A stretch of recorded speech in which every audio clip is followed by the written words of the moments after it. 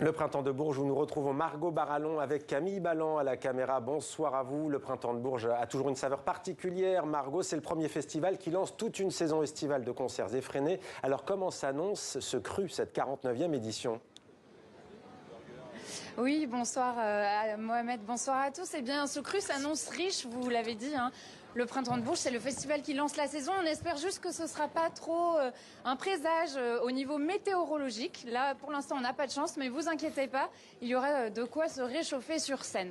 Alors, le principe du Printemps de Bourges, c'est toujours d'allier les anciens, les artistes habitués et puis les talents plus émergents. Donc, dans la première catégorie, on peut par exemple compter Michel Polnareff qui a fait l'ouverture, Clara Luciani qui était là hier, ou encore Compromat qui va...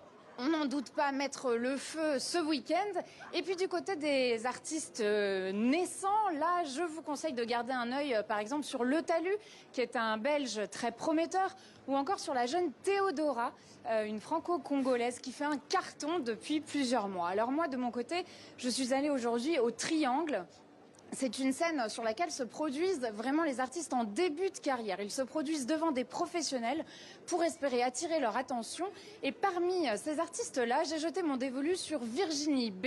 Elle est canadienne, autrice, compositrice, interprète. Avec Camille Ballan, on l'a rencontrée juste avant son concert du jour. Vous verrez, elle a un univers pop pétillant qui lui ressemble beaucoup. Je vous propose d'écouter la chanson phare de son dernier album. Ça s'appelle Astral 2000 et on la retrouve juste après pour son interview.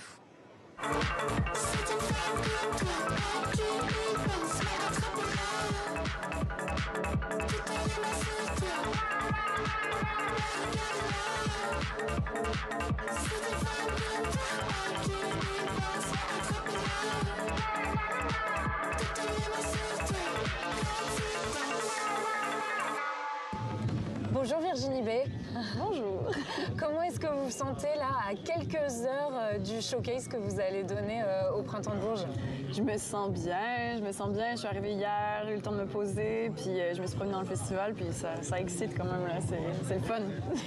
Pas de pression, alors que l'objectif un peu de ce concert, ça va être justement de jouer devant des pros et d'essayer d'être programmé un peu partout sur les scènes. Ouais, non, ça va.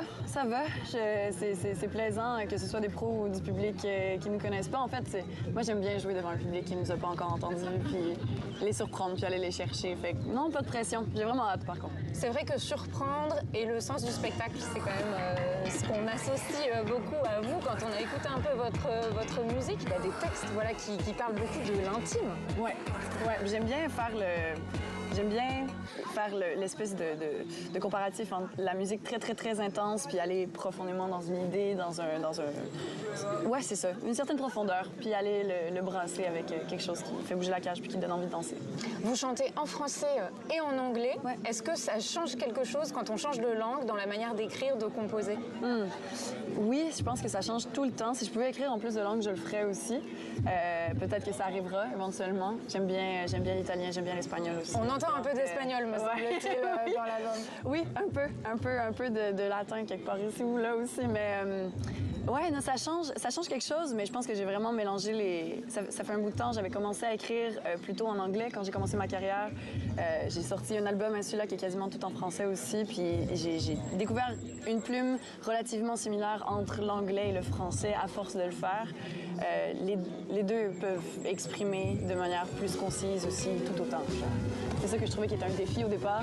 L'anglais, beaucoup plus dans les courts mots, plus punchés, tandis que le français est plus raconté.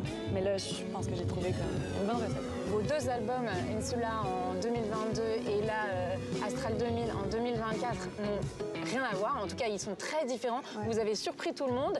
Alors, on se demande, le troisième, est-ce que vous allez encore surprendre tout le monde? Ben, sûrement. Sûrement. J'ai une tendance à...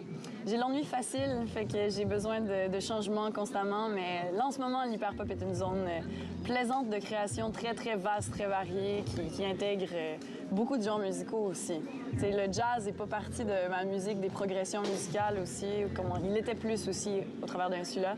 Puis, ouais, peut-être le country, hein, qui sait? On changera. Merci beaucoup, Virginie B. Et surtout, on vous dit merde pour ce soir. Merci.